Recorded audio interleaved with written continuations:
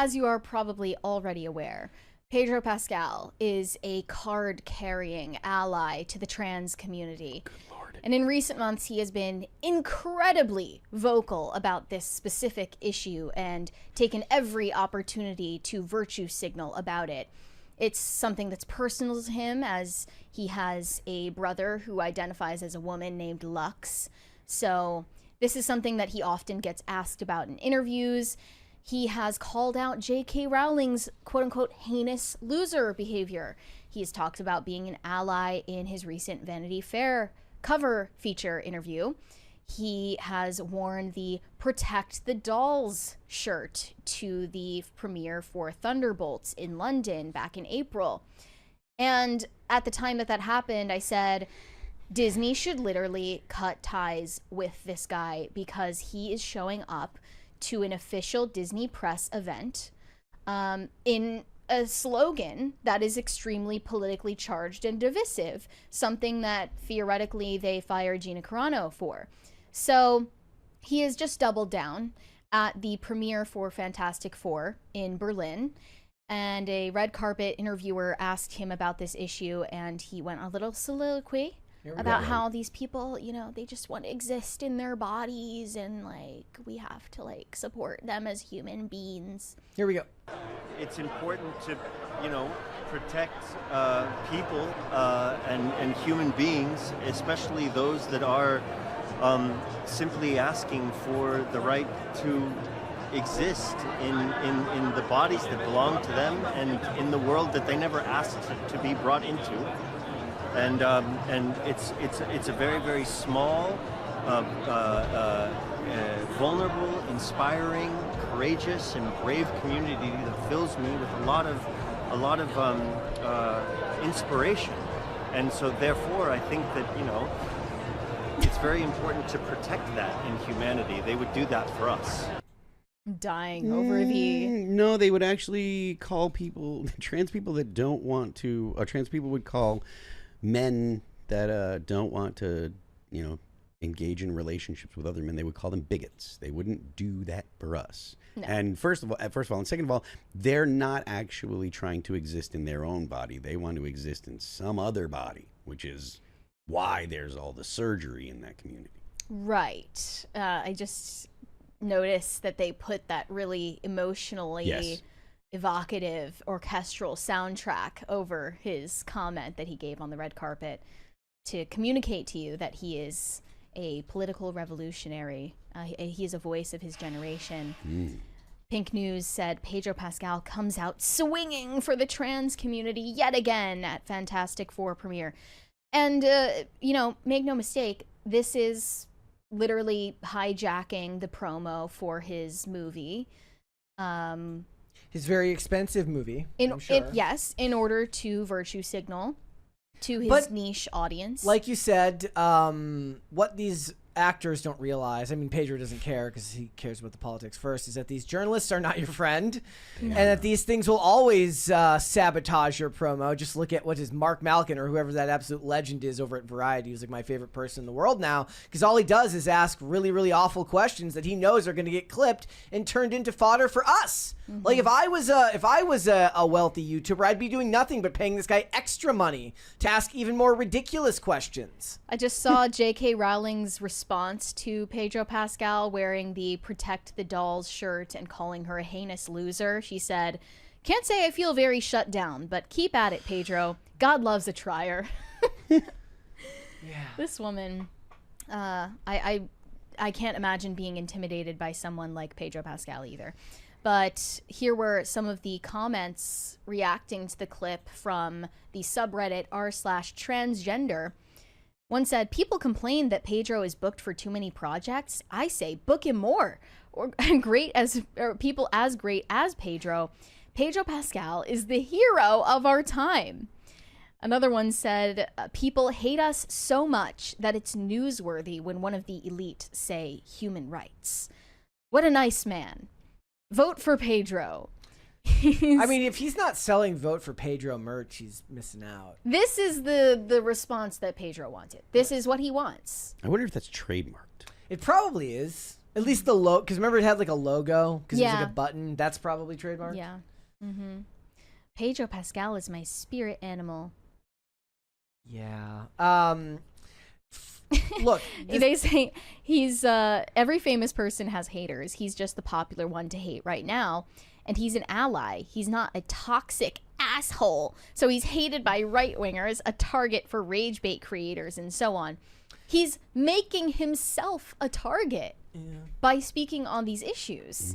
And he knows that very full well. plus, your definition of toxic and not an asshole would be functional, depend on whatever you believe in, because I'm sure J.K. Rowling would consider him that, given the stuff that he said. It's more a matter of you playing team sports and having an allegiance to one side, and anybody who is on your team you agree with, and everybody who's off your team you disagree with.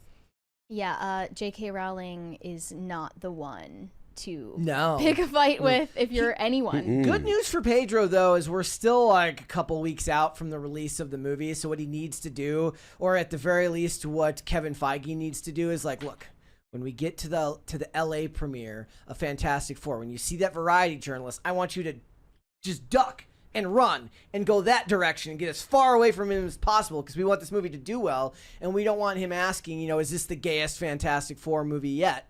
And Pedro is going to be like, yes, bitch, slay, Yes. queen. It's going to be a gay explosion. Reed is gonna stretch the gayness for sure. Yeah. Like avoid the questions that are designed to catch you in these types of sound bites, which then get promulgated online, which then ends up being bad press for the movie. Look at what we got into it last night on IRL about Superman, and I had to point out that a lot of the noise was editorializing from this journalist who took James Gunn quotes and then added a whole bunch of other stuff to it. You can help yourself by giving them as little fodder as possible. But the difference is that James Gunn actually seemed like he was trying to do that. He was trying to pivot as much as possible. And I will say that he did that most of the promotion for this movie, that he tried to pivot and say, look, it's for everybody. And it doesn't matter. It doesn't matter. Pedro's not even trying that. He's not even trying to pivot, and he's not even trying to talk about the movie. Like, my first thing when I saw this was like, oh, thank God. For a second there, I thought he was going to talk about the movie. Yeah, no, but Pedro is not walking into this naively. He's a 50-year-old man who has been in this industry for decades. He knows exactly what these interviews are for. Has he been an actor for decades? Yeah. Yes. Yeah. Since the late 90s. The first I ever he heard had a of him late breakthrough. the first I ever heard of him was the stuff with the Mandalorian stuff. Well, he was in Narcos. He was in Game of Thrones. Before that, okay. he was All he appeared in an early episode of Buffy the Vampire Slayer. He died, But No. if I remember correctly. point being, Pedro Pascal is not someone who just mistakes journalists for friends. He Sure. jumps at the opportunity that they give him every single time. It's not just, a naive actor getting baited into a provocative soundbite. He knows that this will make the rounds. He knows the type of reaction it will get. And I wanted to continue a conversation that we were having earlier this week about Pedro Pascal's behavior with female co-stars, because there was a video of him and Sarah Paulson that was getting a lot of attention from feminists, saying he is quite sinister in his body language with women, including Vanessa Kirby and Sarah Paulson. They believe that he is creepy and goes out of his way to touch and grope female co-stars whenever possible, Say what you using want. social anxiety as an excuse. That part is true. Say what you want, though. She reaches in for the nuzzle here, hardcore. Yeah, this is him and Vanessa Kirby at the premiere for Fantastic Four in London. If I was her husband, I would be a little bit upset right now. They're nuzzling. They're can't actually imagine- nuzzling. I can't imagine actually trying to be married to an actress. Yeah, or an actor. Well, That's yeah, why I mean- so many of them marry each other. Yeah. I just can't, I mean, I've pointed out tons of times, if you look at television, there's couples that have been married for 20, 30 years, sometimes longer. It's a lot different because television is more blue collar. In that respect, you work a lot. You work long hours every day. Movies, it's a little bit different, and the divorce rate, I'm sure if you looked at people who work primarily in movies versus primarily in television, is much higher amongst people who work in movies. But to be fair to what we were talking about earlier, Vanessa Kirby seems to be doing all the instigating in this clip. If I was her baby daddy, I would be pissed. Yeah. She's comfortable with him like that because he's gay. Another one said that she's trying to convert him to being straight.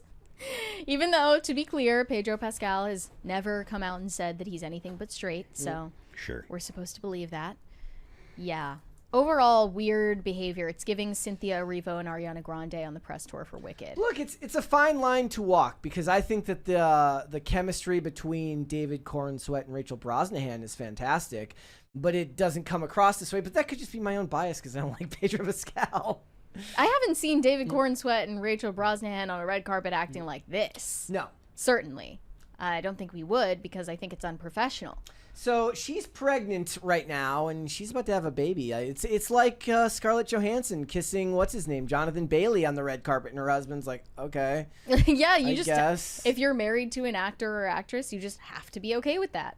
Thanks for watching. Listen to full episodes of Pop Culture Crisis on Spotify. Keep up with us on social media and make sure you subscribe and ring that bell so you never miss the show. Bye, guys.